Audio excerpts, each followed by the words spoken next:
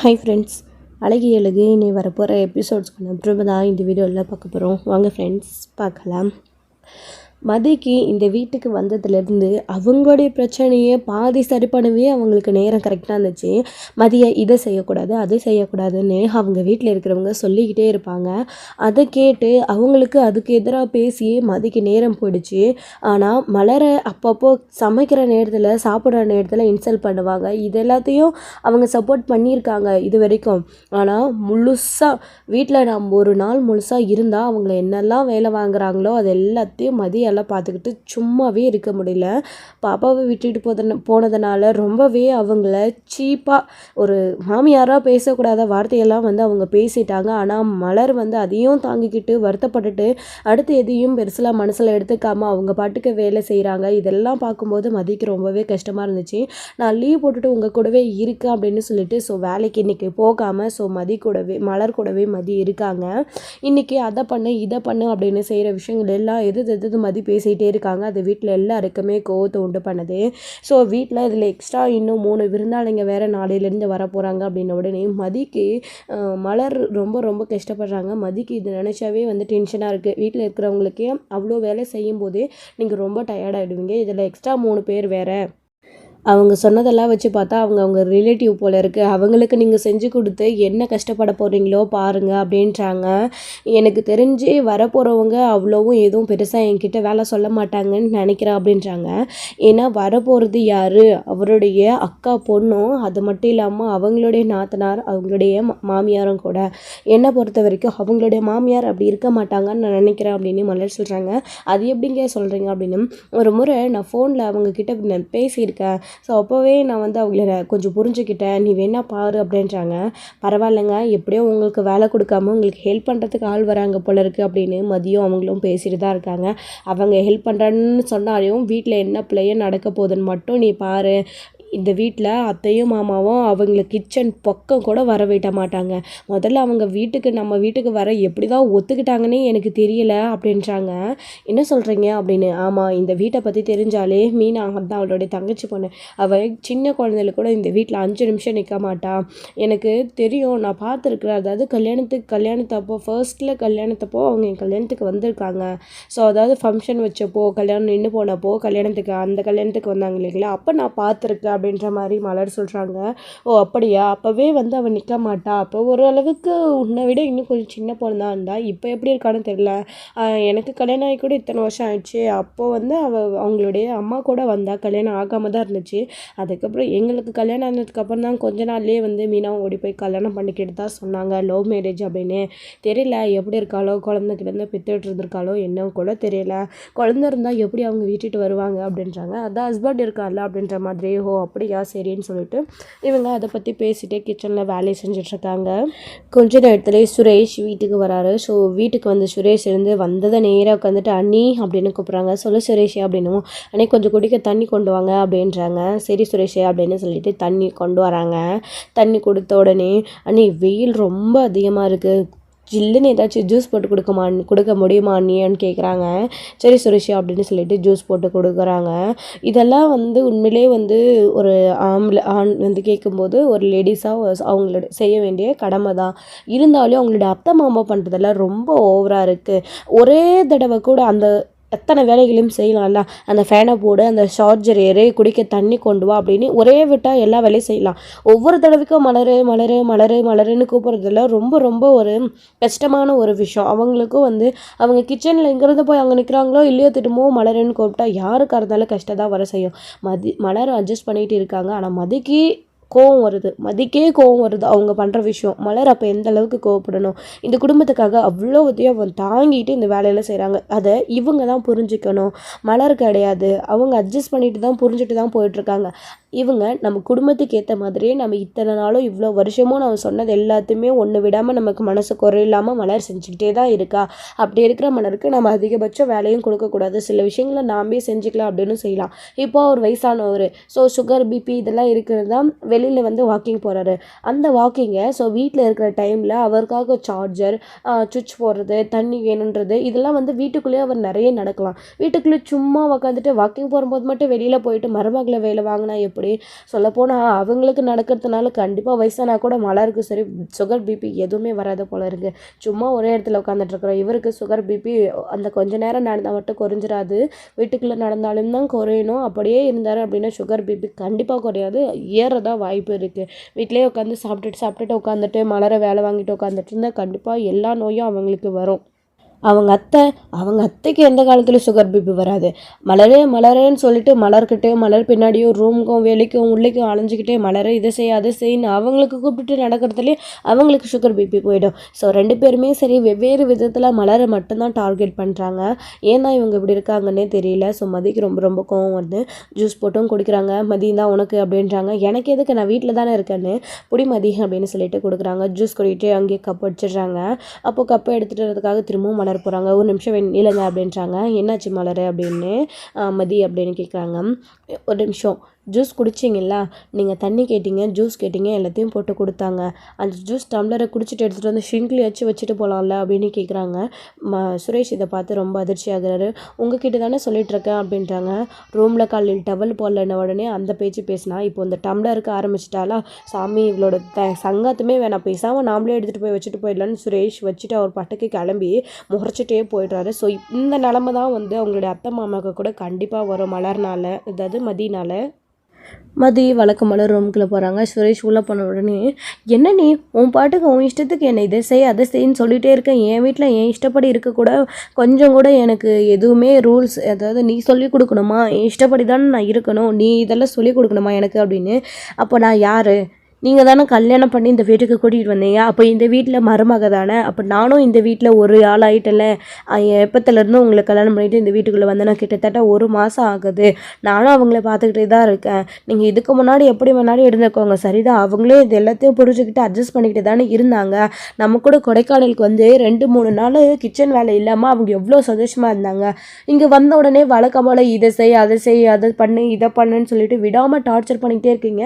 சின்ன சின்ன விஷயத்துக்கு கூட எல்லாத்துக்குமே வேலை வாங்குறீங்க. டம்ளர் எடுத்துகிட்டு போய் வைக்கவும், டீ போட்டு கொடுக்கவும், அந்த டம்ளரை எடுத்து வைக்கவும், இதுக்கெல்லாம் அவங்க எவ்வளோ நிறைய கஷ்டப்படுறாங்க. இன்னும் அது மட்டுமே கிடையாது, கிச்சனில் மட்டுமே அவங்க அடைஞ்சு கிடக்கிறது கிடையாது, இன்னும் நிறைய வேலைகள் இருக்குது. ஹோட்டலில் ஆர்டர் பண்ண மாதிரி அவங்க ஹோட்டலில் சம்பளத்துக்கு வேலை செய்கிற மாதிரி அது கூட இவங்களுக்கு சம்பளம் கூட கிடையாது. சம்பளமே இல்லாமல் ஒரு வேலைக்காரி மாதிரி தான் நிமிஷத்துக்கு ஒரு தடவை அவங்க வந்து போயிட்டே இருக்காங்க. காலையில் எல்லார் முன்னாடியும் வச்சு அந்த பேச்சு பேசுகிறாங்க. ராகவி இங்கே விட்டுட்டு போனதுனால வீட்டில் விஷயம் தெரிஞ்சு போச்சு, பாப்பாவை இங்கே விட்டுட்டு போயிட்டீங்கன்னு அந்த பேச்சு பேசுகிறாங்க. அதுவும் ரொம்ப சீப்பாக. அவங்க தான் ஹனிமூன் போனாங்க, நீங்களாம் ஹனிமூன் போனீங்க, பாப்பாவை தொந்தரவாக இருக்குன்னு விட்டுட்டு போயிட்டீங்களான்னு உங்கள் அம்மாவும் அப்பாவும் கேட்குறாங்க. இந்த கேள்வி யாராச்சும் இப்படி கேட்கலாமா? உங்களை பார்த்து கேட்டிருந்தா நீங்கள் என்ன பேசியிருப்பீங்க? நீங்கள் பதிலுக்கு எதுவுமே பேசியிருக்க மாட்டீங்களா? இது ஒரு மாதிரி குற்ற உணர்ச்சியாக இல்லை? அவங்களும் மனுஷங்க தானே. ஸோ பாப்பா அவங்க உங்கள் அக்கா பசங்க யாரும் வரலன்னு சொல்லிட்டு பாட்டி கூட இருக்கணும்னு ஆசைப்பட்டாங்கன்னு சொல்லிட்டு அந்த பாப்பாவை விட்டுட்டு போனாங்க. இது எல்லாருக்கும் நமக்கு தெரிஞ்சு தானே நடந்துச்சு. ஸோ அவங்க வேணும்னே வந்து விட்டுட்டு போகல. ஸோ அந்த பேச்சு பேசுகிறாங்க. இதெல்லாம் கொஞ்சம் கூட தப்பு கிடையாது. இங்கே இருந்ததா பாப்பாவை அவங்களால பார்த்துக்க கூட முடிஞ்சிருக்காது. அங்கே போனதுக்கப்புறமே 10 தடவை ஃபோன் பண்ணிட்டாங்க, எது எங்கே இருக்குது, என்ன பண்ணணும், ஏது பண்ணணும்னு. அங்கே கூட அவங்க ஃபோனே தான் பேசிகிட்டு இருந்தாங்க. இது இங்கே இருக்குதா, இது இங்கே இருக்குதுன்னு கிச்சன் வேலையை தான் பார்த்துட்டு இருந்தாங்க. 2 நாள் கூட அவங்க நிம்மதியாக இருக்கக்கூடாது. மனுஷங்க தானே, கொஞ்சமாச்சும் புரிஞ்சுக்கோங்க. நீங்களாச்சு உங்கள் அம்மா அப்பாவுக்கு எடுத்து சொல்லுங்கள். உங்கள் அண்ணன் தான் அவங்க அம்மா அப்பா பேச்சு கேட்டுட்டு எதுவுமே எதிர்த்து பேச முடியாது இருக்காங்க. நீங்கள் உங்கள் மாமா பேச்சு கேட்டுட்டு ஆடிட்டுருக்கீங்க. உங்கள் வீட்டில் கூட ஒரு வாரத்தை உங்கள் அண்ணிக்காக பேச மாட்டீங்களா? அவங்க உங்களுக்காக என்கிட்ட வந்து எவ்வளோ கெஞ்சினாங்க தெரியுமா? உங்களுடைய வேலை வேணுன்றதுக்காக என் அம்மா அப்பா எல்லாரும் வந்து பேசினப்போ, ப்ளீஸ் மதி எனக்காக, சுரேஷ் நல்ல பையன், கேஸை வாபஸ் வாங்க, உங்கள் அண்ணி உங்களுக்கு இவ்வளோ சப்போர்ட் பண்ணாங்க தெரியுமா? ஒரு தடவையாச்சும் நீங்கள் உங்கள் அண்ணிக்கு சப்போர்ட் பண்ணி பேசியிருக்கீங்களா? இப்படிப்பட்ட அண்ணியெல்லாம் கிடைக்க கொடுத்து வச்சிருக்கணும். அவங்க அன்னிக்கு மேலே ஒரு அம்மா ஸ்தானம் அப்படின்னுலாம் சொல்லி மதி சுரேஷ்க்கு புரிய வைக்கிறாங்க. சுரேஷுமே எல்லாத்தையும் புரிஞ்சுக்கிட்டு, என் அண்ணினா எனக்கு பிடிக்கும் தான், நான் பேசுகிறேன், இங்கே பார், ஆனால் உனக்காக கிடையாது அப்படின்றாங்க. நீங்கள் எக்காலத்துலையும் எனக்காக எதுவுமே பேச மாட்டேன்றீங்கன்னு எனக்கு நல்லாவே தெரியும். உங்கள் அண்ணிக்காக ஏதாச்சும் ஒரு வார்த்தை பேசுங்க. கொஞ்சம் சின்ன சின்ன வேலைகளை நாம்ளே செஞ்சுக்க பார்க்கணும், அவங்களுக்கு தொந்தரவு கொடுக்காத, இதை தான் நான் சொல்ல வரேன் அப்படின்றாங்க. சரி தேவையில்லாமல் கிளாஸ் எடுக்காது அப்படின்னு சுரேஷ் போய்ட்றாரு. இத்தனை தடவை சொன்னாலும் திருந்தாத ஜென்மம் அப்படின்ற மாதிரி மதி வந்து முணுமுணுத்துட்டு அங்கேருந்து போயிடுறாங்க. எப்படியோ செய்கிறேன்னு சொல்லியிருக்காருல அதை செய்யட்டும் அப்படின்னு. ஸோ இங்கே வேலைங்கெல்லாம் செஞ்சுட்ருக்காங்க.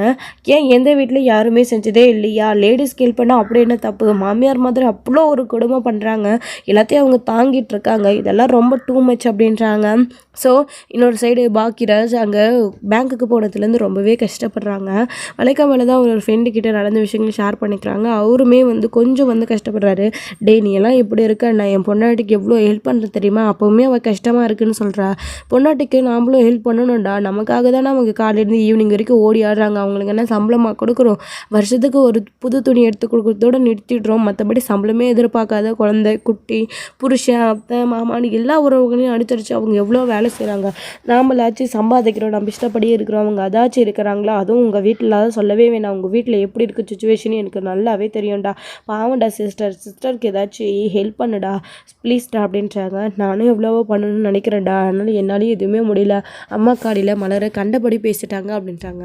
இதெல்லாம் ரொம்ப தப்புடா அப்படின்னு சொல்லிட்டு தான் அவர் பாக்கியராஜுக்கு கூட அவரோட ஃப்ரெண்டும் நிறைய விஷயங்களை வந்து சொல்லி உணர்த்துறாரு. பாக்கியராஜுமே புரிஞ்சுக்கிறாங்க, மலருக்கு சப்போர்ட்டாக இருக்கணும்னு நினைக்கிறாங்க. ஆனால் வீட்டில் இருக்கிற சுச்சுவேஷன் அந்த மாதிரி இருக்கவே விட மாட்டேன்றாங்க. வழக்கம் போல் அவருடைய மாமாவை திரும்பவும் வீட்டுக்குள்ளே வராங்க. வீட்டுக்குள்ளே வந்த உடனே இந்த தடவை சொல்லாமலேயே மதி வந்து தண்ணி கொண்டு போய் குடிக்கிறாங்க. ஃபேன் போட்டு விடுறாங்க. வேறு ஏதாச்சும் வேணுமா மாமான்னு கேட்குறாங்க. இல்லை வேண்டாம் அப்படின்னு சொல்லிடுறாங்க. மலர் திரும்பவும் கிச்சனுக்கு போயிடுறாங்க. கிச்சனுக்கு போனதுக்கப்புறமா மாமா மதி சாப்பாடு ரெடி ஆகிடுச்சு, சாப்பிட்றீங்களா அப்படின்றாங்க. சரி கொண்டு வா அப்படின்னு உடனே சாப்பாடை போட்டு வந்து கொடுக்குறாங்க. உட்காந்து சாப்பாடை சாப்பிட்றாங்க. அதை நீங்களும் வாங்க சாப்பிட அப்படின்னு கூப்பிட்றாங்க. வந்து உட்காடுறாங்க, சாப்பிட்றாங்க. எவ்வளோ தூரம் சொன்னாலையும் திரும்பவும் அந்த விஷயத்தை மாற்றிக்காமல் திரும்பவும் சாப்பிட்ட அந்த கருவேப்பிலை கொத்து இதெல்லாத்தையும் வந்து வேஸ்ட் இதெல்லாம் வந்து திரும்பவும் கீழே வைக்கிறாங்க. இது இவங்களுக்கு என்ன சொன்னாலும் புரிய மாட்டேங்குது. திரும்பவும் அதை வந்துட்டு அவங்களுடைய மலர் தான் வந்து க்ளீன் பண்ணுறாங்க. அவங்க அத்தை கூட அவங்களும் ஒரு லேடிஸ் தானே, சாப்பிட்டு முடிச்ச உடனே தட்டை எடுத்துகிட்டு போய் ஷிங்கில் போடணும். அந்த வேஸ்டேஜ் எல்லாம் அதில் எடுத்து போட்டுட்டு நம்மளே கை வாஷ் பண்ணிக்கிட்டா எடுத்துகிட்டு போய் ஊற்றிட்டு கழுவ அவங்களுக்கு எவ்வளோ ஈஸியாக இருக்குன்றது கொஞ்சம் கூட யோசிச்சு பார்க்காம ஒரு அத்தையாக இருந்துக்கிட்டு அவங்களே அதை வச்சுட்டு கையை கழுவிட்டு அவங்க பாட்டுக்கு நாங்கள் 2 பேரும் கொஞ்சம் நேரம் போய் படுத்து ரெஸ்ட் எடுக்கிறோம், உடம்புலாம் முடியலை, நீ பார்த்துக்கோ, முடிஞ்சா எல்லா வேலையும் முடிச்சுட்டு வந்து கொஞ்சம் நேரம் கை கால் அமுத்தி விடு அப்படின்னு சொல்லிட்டு போகிறாங்க. சரி அத்தனை மலருமே இதெல்லாம் கேட்டுகிட்டே இருக்காங்க. இதெல்லாம் கேட்கும்போது மதிக்கு ரொம்ப ரொம்ப கஷ்டமாக இருக்குது. ஷிங்கில் பாத்திரம் போட்டதுக்கப்புறமா நான் வாஷ் பண்ணுறேன் வாங்கன்றாங்க. இருக்கட்டும் மதி நானே பண்ணிக்கிறேன் அப்படின்னு மலர் சொல்கிறாங்க. இருக்கட்டுங்க, உங்களுக்கு அடுத்த லைனாக லிஸ்ட்டு போட்டு வேலை கொடுத்துட்டு போகிறாங்க. இவ்வளோ வேலை செஞ்சதெல்லாம் நீங்கள், ஆனால் கை கால் வலிக்குதுன்னு அமுத்தி விடுங்கன்னு அவங்க சொல்லிட்டு போகிறாங்க. சரி உங்களுக்கு வலிக்காதா? அவங்க ஒரு நிமிஷம் கூட அவங்க யோசிக்கவே மாட்டாங்களா? கொஞ்சமாச்சும் மூளை இருக்கா இல்லையான்ற மாதிரி கேட்குறாங்க. மதி அப்படின்றாங்க. அதெல்லாம் காது கேட்காத மாதிரி தான் பேசுகிறேன், என்னங்க பண்ணுறது? நீங்களாச்சும் புரிஞ்சுக்கணும், அவங்க தான் புரிஞ்சுக்கலன்னா புரிஞ்சுக்கிற மாதிரி நீங்களாச்சும் எது பேசணும், அதுவும் பேச மாட்டேன்றீங்க. உங்களுக்கு சப்போர்ட்டாக இருக்கிறது தவிர வேறு வழியே எனக்கு எதுவுமே கிடையாது அப்படின்றாங்க. ஆனால் மதி நீ எனக்கு சப்போர்ட்டாக இருக்கிறதுனால உனக்கு கெட்ட பேர் வருது அப்படின்றாங்க. கெட்ட பேர் வந்தாலும் பரவாயில்ல, இந்த குடும்பம் இப்படி தான் எனக்கு நல்லாவே தெரிஞ்சு போச்சு. யார் என்னை புரிஞ்சுக்கணும், என்னை புரிஞ்சுக்கலன்னு நான் யாருக்காகவும் வருத்தப்பட போகிறது கிடையாது. நீங்கள் தான் நம்மளை திட்டாங்க, நம்ம மேலே கோவப்பட்டுட்டாங்கன்னு சொல்லிட்டு அடுத்தவங்களுக்காக நீங்கள் தான் மனசு கஷ்டப்படுறவங்க. உங்களை மாதிரி நான் கிடையாது. எனக்கு அந்த கவலை இல்லாததுனால தான் இவ்வளோ ஹாப்பியாக நான் இருக்கேன் அப்படின்றாங்க. ஆமாம் மதி, நான் எத்தனை நான் நினச்சிருக்கேன், உன்ன மாதிரி நான் இருந்திருந்தேன்னா நானும் சந்தோஷமாக இருந்திருப்பேன்னு நினச்சி பார்க்குறேன். அதனால் என்னால் நினைக்கிறத தவிர வேறு எதுவுமே பண்ண முடியாது அப்படின்றாங்க. சரி விடுங்க, ஃபீல் பண்ணாதீங்கன்னு சொல்லிட்டு வழக்கம் போல் அவங்க கிச்சனில் அவங்களோட வேலையை பார்த்துட்ருக்காங்க. இன்னொரு சைடு ரேவதி கால் பண்ணுறாங்க. மலர் வந்து ரேவதி கிட்டையும் பேசிக்கிட்டே வந்து சமைச்சிட்ருக்காங்க. இந்த மாதிரி பாப்பாவை கூட்டிகிட்டு போக விஷயம் தெரிஞ்சிடுச்சு அப்படின்னமோ, என்ன நீ சொல்கிறீங்க அப்படின்னு. ஆமாம், பாப்பா கிட்ட அத்தை கேட்டு தெரிஞ்சுக்கிட்டாங்க போல இருக்குது, பாப்பா எல்லாத்தையும் சொல்லிட்டா, ஸோ வீட்டில் இதுக்கு பயங்கரமான பிரச்சனையாக ஆகிடுச்சின்னு சொல்கிறாங்க. என்ன நீ சொல்கிறீங்க அப்படின்னு. ஆமாம் அத்தை நிறைய பேசிட்டாங்க அப்படின்னமோ, அவங்கள பற்றி தெரியாதா நீ, விடுங்க பெருசாகவே எடுத்துக்காதீங்க அப்படின்றாங்க. மதியம் நின்றுக்கிட்டு எப்படிங்க அதை பெருசாக எடுத்துக்காமல் போக முடியும்? நீங்கள் சொல்லலாம் பெருசாக எடுத்துக்காதீங்கன்னு, அவங்களும் அந்த பெருந்தன்மையாக கொஞ்சம் நேரம் அழுதுட்டு அமைதியாக விட்டுடலாம். ஆனால் அவங்க கேட்ட கேள்வி அது என்றைக்குமே அவங்க மனசில் இருந்துக்கிட்டே தானே இருக்கும், எதையுமே நெடுதரமாக மறக்க முடியாதுன்னு சொல்லவும், மதி என்ன மதி சொல்கிற நீ அப்படின்னு. ஏன்னா உங்கள் அப்பாவும் அம்மாவும் பேச்சின பேச்சு அது எல்லார் முன்னாடியும் வச்சு அவங்கள அந்த பேச்சு பேசுகிறாங்க. அவருடைய ஹஸ்பண்டும் எதுவுமே பேச முடியாது நின்றுட்டுருக்காரு. குழந்தை தொந்தரவாக இருக்குன்னு விட்டுட்டு போயிட்டீங்களான்னு கேட்குறாங்க. ஹனிமூன் அவங்களுக்கு தானே உங்களுக்கு கிடையாதுன்னு கேட்குறாங்க. இந்த வார்த்தையெல்லாம் எப்படி இருக்குன்றதை நீங்களே யோசிச்சு பாருங்கள். உங்களை பார்த்து உங்கள் அத்தை இந்த வார்த்தையை கேட்டால் உங்களுக்கு எவ்வளோ கஷ்டமாக இருக்கும். இல்லை உங்கள் அம்மாவே கூட உங்களை பார்த்து கேட்டால் எவ்வளோ கஷ்டப்படுவீங்க. அதே அவங்க பொண்ணாக இருந்தால் உங்களை பார்த்து அவங்க இந்த வார்த்தை கேட்பாங்களா? சொல்லுங்கள், நீங்களே சொல்லுங்கள் அப்படின்றாங்க. அண்ணி என்ன நீ சொல்கிறீங்க? மதி சொன்னதெல்லாம் உண்மையா? அம்மா அப்பா இவ்வளோ பேசுனாங்களா அப்படின்றாங்க அம்மா ரேவதி. அப்படின்னும் நான் வேணா அம்மா கிட்ட பேசட்டுமா அப்படின்றாங்க. வேண்டாங்க, திரும்பவும் இந்த விஷயத்தை பற்றி அவங்கக்கிட்ட பேசி அந்த திட்டம் இவங்களுக்கு தான் வேணும். எதுக்கு? வேண்டாம், நான் பார்த்துக்கிறேன் அப்படின்றாங்க. அண்ணி சாரி கேட்டுக்கிறேன் அண்ணி அப்படின்றாங்க ரேவதி. நீ எதுக்கு சாரி கேட்குற அப்படின்றாங்க. இல்லை அண்ணி, அப்பா அம்மா பற்றி தெரியும்ல அப்படின்றாங்க. தெரிஞ்சதுனால தான் நான் அமைதியாக இருக்கேன். ஆனால் எனக்கு ஒரு கஷ்டன்றதும் மதியால் தாங்கிக்கவே முடியல அப்படின்னு. உண்மையிலே மதியம் அந்த வீட்டுக்கு வந்ததுக்கு நீங்கள் தான் அண்ணி கொடுத்து வச்சுருக்கணும் அப்படின்னு ரேவதி பேசுகிறாங்க. ரொம்பவே சந்தோஷப்படுறாங்க. மதியமே இதோட இந்த எபிசோட் வந்து முடிச்சிருக்காங்க. ஸோ அடுத்தடுத்த எபிசோட் என்ன நடக்க போகுதுன்றதை வெயிட் பண்ணி பார்க்கலாம் ஃப்ரெண்ட்ஸ். தேங்க்யூ.